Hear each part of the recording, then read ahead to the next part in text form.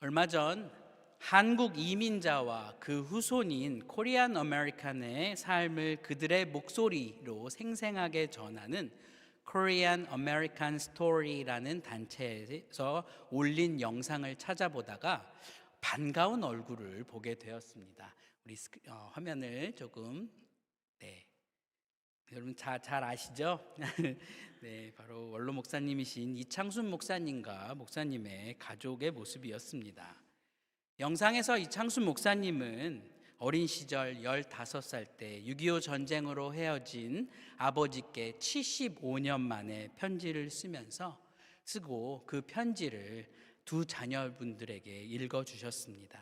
그 가운데 오랜 세월 떨어져 늘 멀게만 느껴졌던 아버지가, 하지만 그 아버지는 목사님의 마음 깊은 곳에 자리 잡아 살아계심을 느꼈다는 감동적인 고백이 담겨 있었습니다.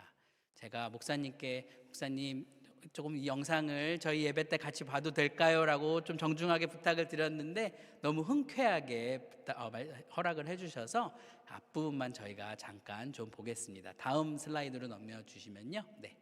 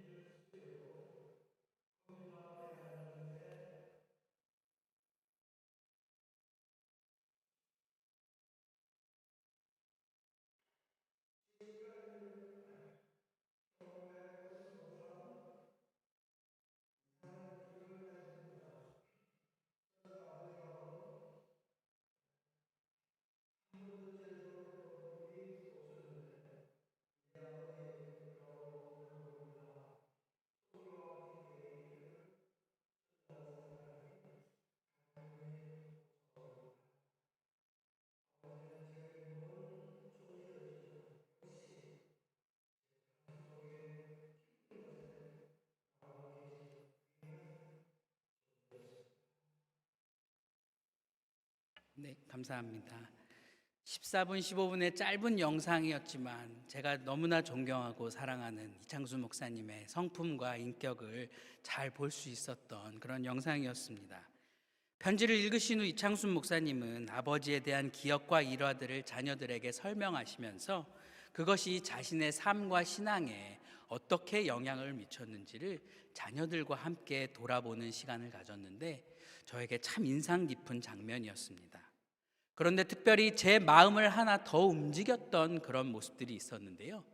편지를 읽으면서 목사님과 아버지에 대한 이야기로 시작된 대화가 이제는 목사님과 자녀분들이 서로가 자신의 감정과 생각을 솔직하게 이야기를 하면서 나누는 대화로 이루어졌다는 것입니다. 대화를 하다 보니까 서로의 입장을 더 이해하게 되고 그러다 보니까 그 관계가 돈독해지는 모습 속에서 과거와 현재와 미래가 이어지는 그런 모습들을 볼 수 있었던 것입니다. 우리는 흔히 과거를 그저 지나간 일, 되돌릴 수 없는 역사, 그래서 현재와는 별 상관없는 일이라고 생각할 때가 많지만 영상을 보니 과거를 돌아보는 일이 단지 옛 기억을 되새기는 일이 아니라 그것이 현재 우리의 삶과 신앙에 어떻게 영향을 미치는지를 이해하고 그래서 더 지혜롭게 미래로 나아가게 하는 통로가 될 수가 있구나라는 것을 발견했습니다. 그것이 가능한 다양한 이유가 있겠지만 저는 그 중에 하나는 과거의 내가 누구였는지를 돌아보는 것, 그리고 내 과거의 내가 어떻게 성장했는지를 돌아보면서 나에 대해서 더 잘 알고 나에 대해서 더 분명히 알아지기 때문에 그러한 변화를 겪는 것이 아닌가라는 생각을 해보았습니다. 오늘 우리가 함께 읽은 본문 또한 이스라엘 백성들에게는 자신들의 과거를 생각하면서 그것이 그저 과거에만 일어난 일이 아닌 자신들의 현재의 삶과 신앙에 지대한 영향을 미쳤던 귀중한 사건을 돌아보는 그 시간이었음을 알 수 있습니다. 오늘 우리가 함께 읽은 본문은 이스라엘 백성이 이집트를 떠난 뒤에 마침내 시내 광야에 이르는 장면이었습니다. 여러분, 이 시내산의 장면은 이스라엘이 광야를 지나서 가나안 땅에 들어가 그 안에서 삶을 살았던 그 내내뿐만이 아니라 이스라엘 전체의 역사에 지대한 영향을 미칠 정도로 그들의 정체성을 형성하는 데 가장 중요한 역사적인 경험이 될 정도로 중요한 장면이었습니다. 비록 이집트를 떠난 지 석 달밖에 되지 않았지만 그들이 겪었던 경험들이 너무나 놀랍고 위대한 경험이었기 때문입니다. 너무나 잘 아시는 대로 성경학교로부터 우리가 많이 배웠던 장면들이죠. 10가지 재앙, 이집트에서 이스라엘 하나님의 민족을 이끌어내시기 위해서 하나님께서 내리셨던 10가지 재앙 가운데에서도 이스라엘 백성들을 보호하시고 구원하셨던 하나님의 손길, 홍해바다라는 인간의 눈으로 보기에 도저히 일어날 수 없는 불가능한 홍해바다가 갈라지는 기적을 경험하는 그런 기적들, 먹을 것이 없고 마실 것이 없는 생존이 불가능한 광야의 땅에서 친히 그들의 입에 먹을 것과 마실 것을 공급하시는 하나님의 손길을 그들은 경험했던 것입니다. 그런데 이 놀라운 순례의 여정을 경험했음에도 그들의 마음에 감사와 기쁨만 있었던 것은 아니었습니다.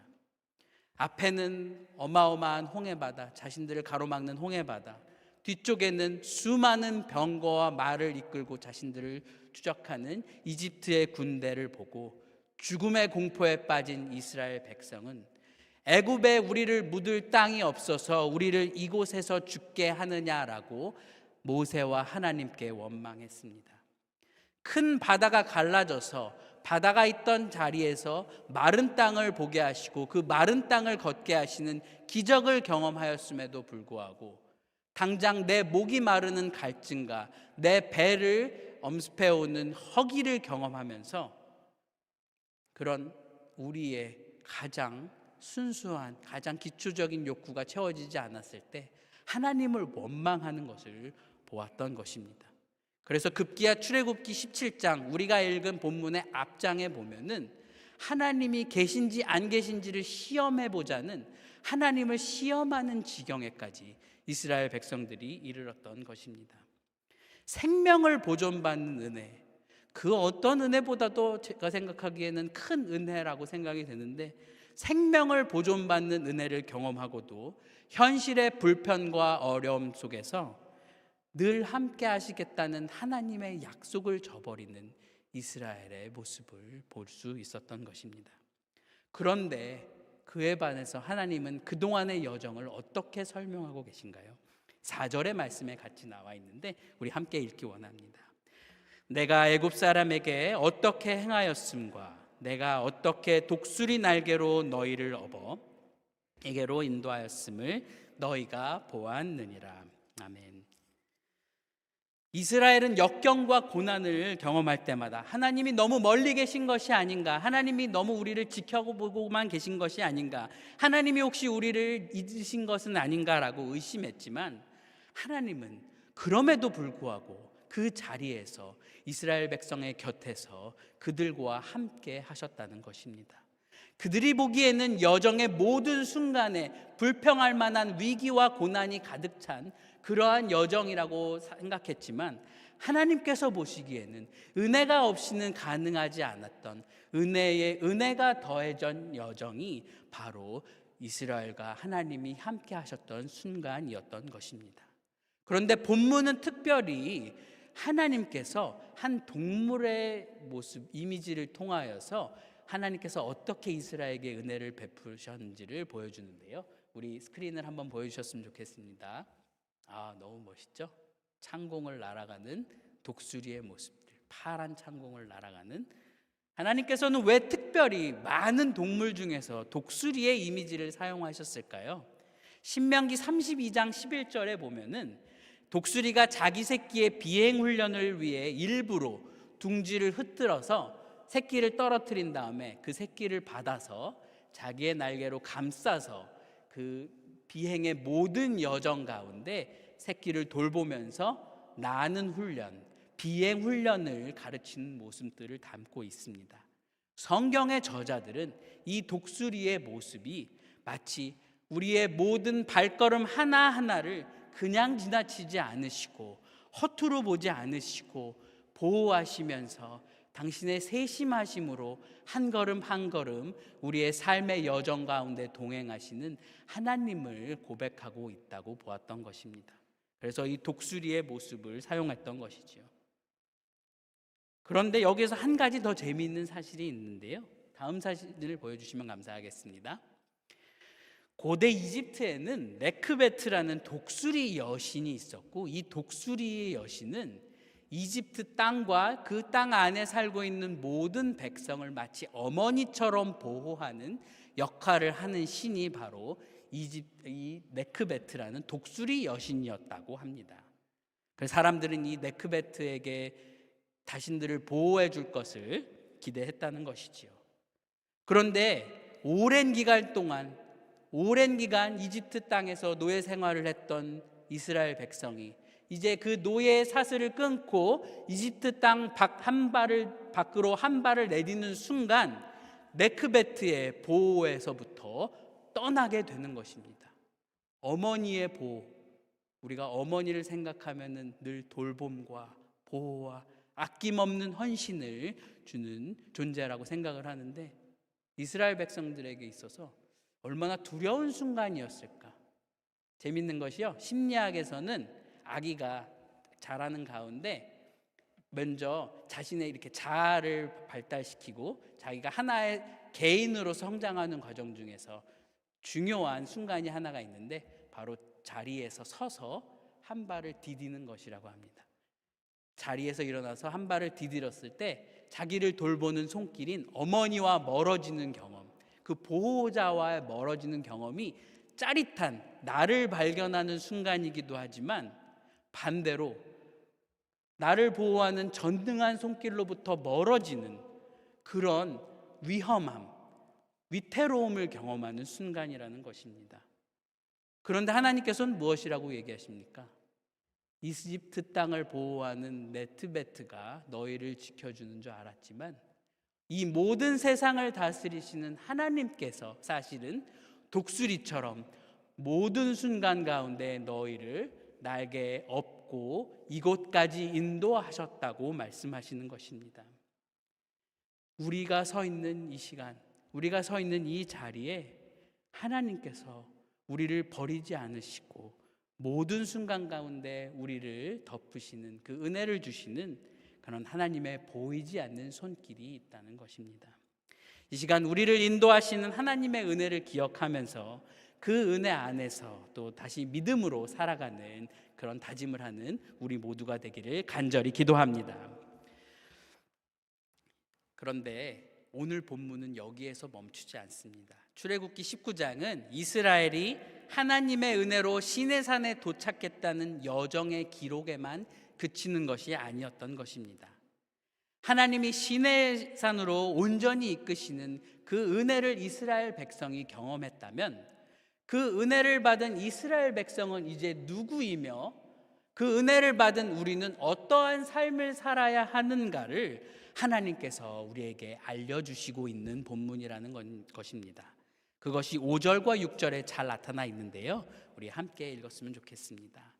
세계가 다 내게 속하였나니 너희가 내 말을 잘 듣고 내 언약을 지키면 너희는 모든 민족 중에서 내 소유가 되겠고, 너희가 내게 대하여 제사장 나라가 되며 거룩한 백성이 되리라. 너는 이 말을 이스라엘 자손에게 전할지니라.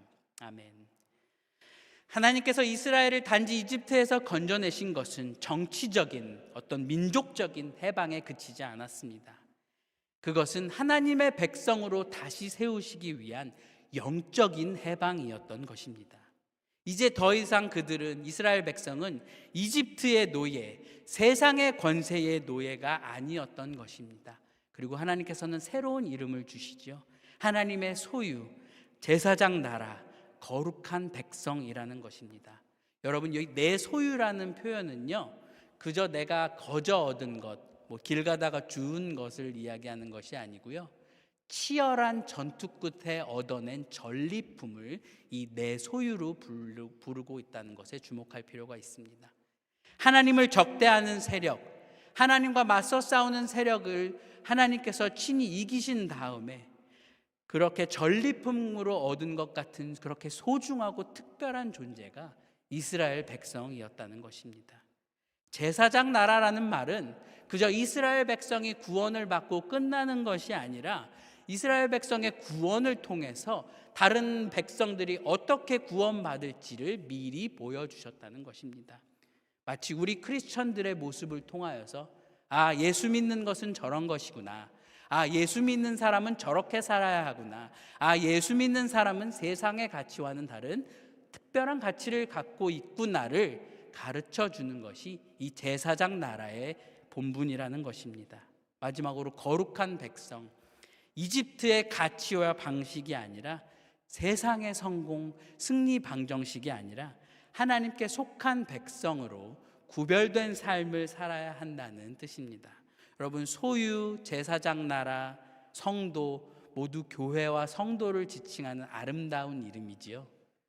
그런데 하나님께서 우리에게 새로운 정체성을 주셨을 때는 그저 이렇게 아름다운 이름만 주신 것으로 끝난 게 아니었습니다.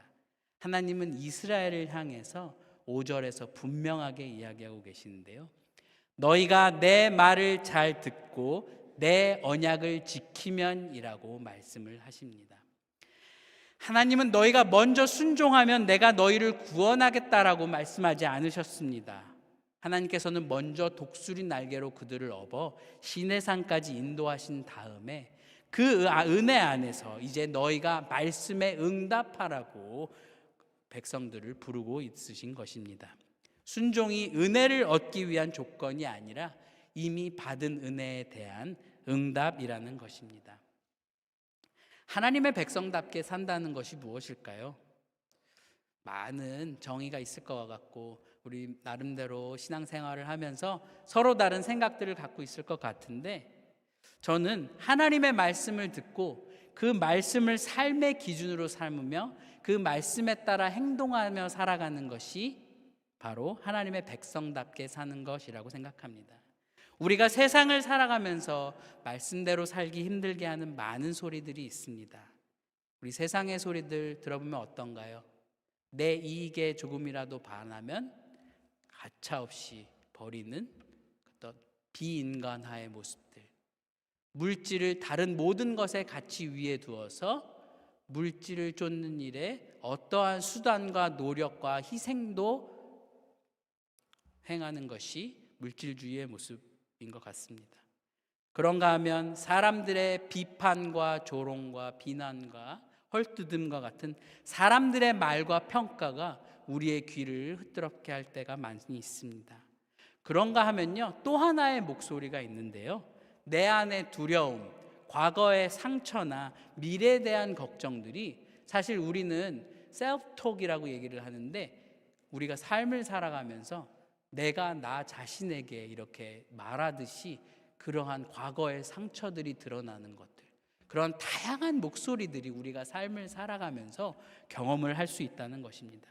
그런데 오늘 본문은 우리에게 무엇이라고 이야기하고 있습니까? 우리가 먼저 귀 기울여야 할 것은 하나님의 말씀이다. 우리가 하나님의 백성이라는 정체성을 받았다면 그것을 말로만 고백하는 것이 아니라 매일 하나님의 말씀을 듣고 그 말씀에 응답하는 삶을 살아야 한다는 것입니다. 목사인 제가 설교단에서 이야기를 하지만 절대 쉽지 않은 일 같습니다. 이스라엘의 경우는 어땠나요?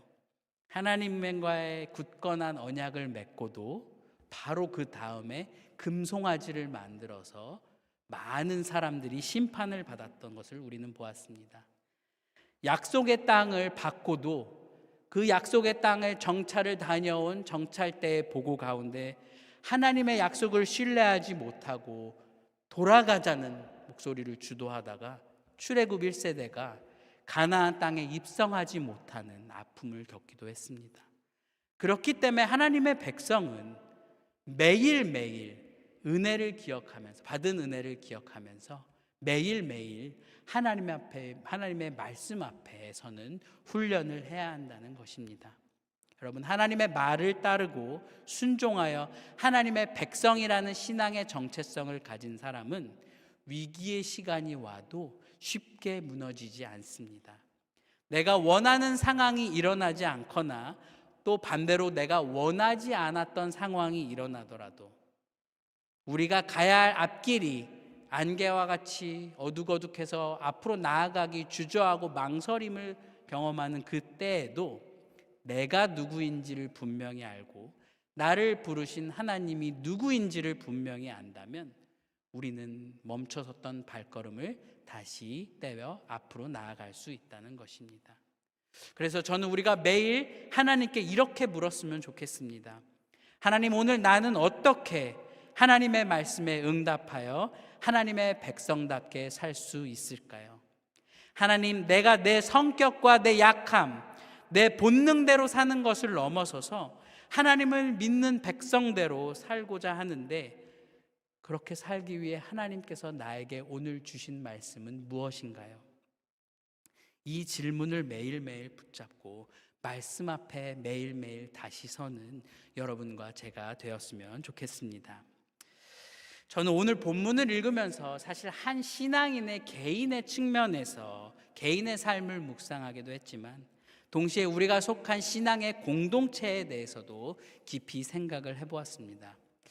여러분, 잠시 스크린에서 눈을 띄셔서 우리 좀 좌우에 눈을 들어 좌우의 교회 공간을 바라보시면서 스테인드 글라스도 좀 보시고 저 뒤쪽에 있는 큰 원 스테인드 글라스 또 이 앞쪽을 보시면서 여러분 매주 교회에 나오셔서 예배 드리시지만 얼마나 자세히 얼마나 꼼꼼히 이 교회 건물들을 보셨나요?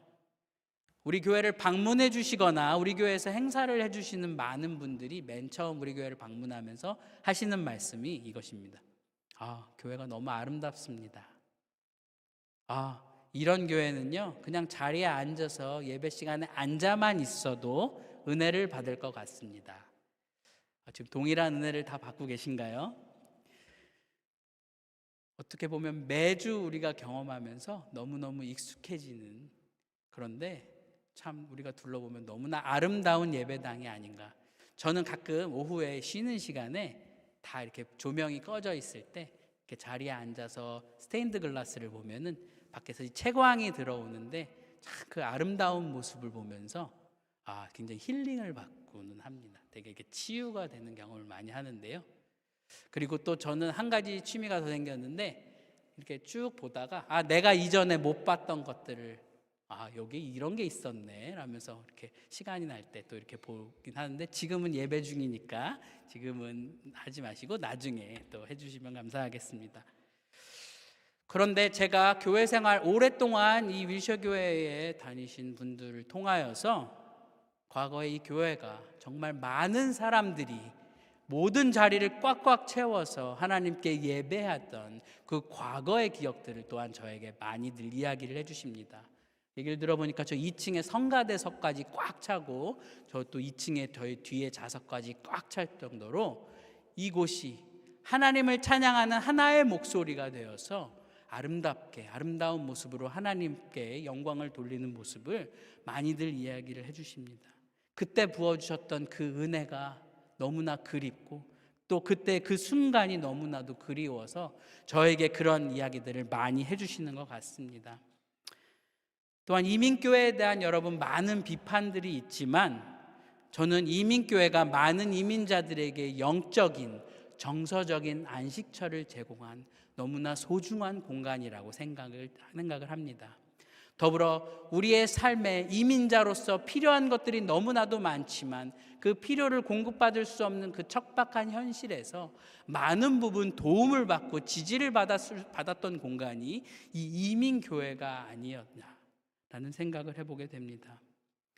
자녀들을 우리 교회로 보내서 교회가 온전히 교육의 역할을 감당했고, 또 어려운 일들이 있을 때 교회가 힘을 모아서 그 어려운 사람들을 도왔으며, 사회적 문화적으로 이민자로서 목소리를 높이기 힘든 순간에도 하나의 사회의 공동체가 되어서 이민교회는 부정에 당당히 저항하면서 우리의 목소리를 낼 수 있었던 것입니다.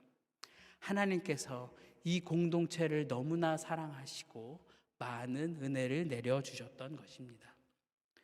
그런데 시간이 지나면서 잘 아시는 대로 이민사회가 많이 달라졌습니다. 과거 교회가 감당하던 다양한 기능들을 이제는 다양한 사회기관과 또 단체들이 맡아서 하게 되었고, 그래서 교회가 이민사회에 미치는 영향이 예전만 같지 못하다는 생각이 들 때가 있습니다. 더군다나 종교와 믿음에 대한 현대인들의 관심이 줄어들면서 목사를 떠나서 한 신앙인으로서 이 이민교회에서 신앙생활을 하면서 또 이 이민교회를 생각하면서 안타까운 마음이 들 때가 참 많습니다. 그런데 만약 우리가 지금 가진 상황과 자원만 계산해서 미래를 바라보는 것이 아니라 하나님께서 지금까지 우리에게 베풀어 주셨던 그 많은 은혜들을 돌아보고 기억하면서 다시 우리는 누구인가를 하나님께 또 우리 자신에게 묻는다면 어떨까요? 우리가 만약 교회가 아닌 다른 공동체였다면, 우리가 감당하던 기능과 역할이 줄어들 때, 그래, 시대가 변했으니까, 세대가 변했으니까 어쩌면 자연스럽게 사라지는 것이 조금 나을 수도 있겠다라고 생각할지 모르겠지만, 만약 교회가 다른 기능을 수행하기 위해서가 아니라, 그 다른 기능을 수행하기 위해 모인 것이 아니라 말씀과 약속을 붙잡고 그에 따라 살아가라는 하나님의 부르심에 응답하며 모인 공동체라면 우리는 이런 고백을 해야 하지 않을까라는 생각을 해봤습니다. 주님, 우리가 앞으로 어떤 모습으로 어떠한 형태로 존재할 수 있을지 우리는 다 알지 못하지만, 그러나 아직도 세상은 하나님을 필요로 하고 많은 사람들이 아직도 하나님의 나라가 이 땅에 확장되어서 그 하나님의 나라를 통해서 구원받는 일이 정말로 이 시대의 사명이고 필요한 일이라면, 주님, 우리가 주님의 말씀을 따르고 주님의 명령에 순종하는 그런 일을 하는 공동체가 되겠습니다. 이러한 고백이 우리의 입술에서 나와야 하지 않을까요? 주님, 우리가 갈 길이 비록 험난해 보이고 우리가 가진 것은 적어 보이고 인간의 눈으로 보면 불가능해 보일지라도 우리가 주님과 맺은 약속, 주님의 말씀을 실천하라는 그 명령에 순종하는 공동체가 한번 되보겠습니다. 우리가 다시 한번 하나님의 백성으로 살겠습니다. 하나님은 어쩌면 우리가 한 마음으로 이렇게 응답하는 그 모습을 기다리고 계시지 않을까요? 우리의 생각과 이해와 판단이 하나님의 능력과 하나님의 역사하심을 제한하지 않았으면 좋겠습니다. 다시 한번 이 윌셔 교회와 허락하신 하나님의 신앙의 공동체에 하나님의 놀라운 은혜가 다시 한번 우리 안에 임할 줄을 믿고 고백하는 이 시간이 되었으면 좋겠습니다. 사랑하는 성도 여러분, 세상의 많은 사람들은 앞으로 무슨 일이 일어날까를 궁금해하는 것 같습니다. 많은 사람들이 앞에 내가 어떠한 변화가 있을지, 어떤 길이 있을지, 그리고 특별히 어떠한 어려움이 오면 그것을 빨리 피할 수 있을지를 궁금해하는 것 같습니다. 그런데 하나님 앞에서 살아가는 사람은 조금 다른 질문을 하면서 살아야 되지 않을까 생각합니다. 나는 누구인가? 우리는 누구인가? 나는 어떠한 삶을 살아야 하는가? 그 질문 앞에서 우리 모두 이렇게 고백하는 신앙 공동체가 되었으면 좋겠습니다. 주님, 우리는 하나님의 백성입니다. 우리는 하나님의 은혜로 여기까지 왔습니다. 이제 다시 하나님의 백성답게 살겠습니다. 오늘도 우리를 이곳까지 업어오신 하나님의 한량없으신 그 은혜를 믿고 신뢰하는 가운데 하나님의 말씀과 약속을 실천하기를 다짐하며 또 교회 밖으로 나아가 세상을 향해 나아가는 저와 여러분이 되시기를 간절히 축원합니다. 함께 기도하시겠습니다. 은혜의 하나님 아버지, 우리를 독수리 날개로 업어 여기까지 인도하신 주님의 은혜에 감사드립니다. 우리의 힘과 능력이 아니라 주님의 신실하신 사랑으로 이 자리에 서게 하셨음을 기억하게 하옵소서. 우리가 다시 하나님의 백성임을 기억하게 하시고 날마다 주님의 말씀에 귀 기울이며 순종으로 응답하는 삶을 살게 하옵소서. 어떠한 상황 속에서도 하나님의 부르심을 따라 세상 가운데 주님의 뜻을 드러내는 거룩한 공동체가 되게 하옵소서. 참 인도자이신 예수 그리스도의 이름으로 기도드립니다. 아멘.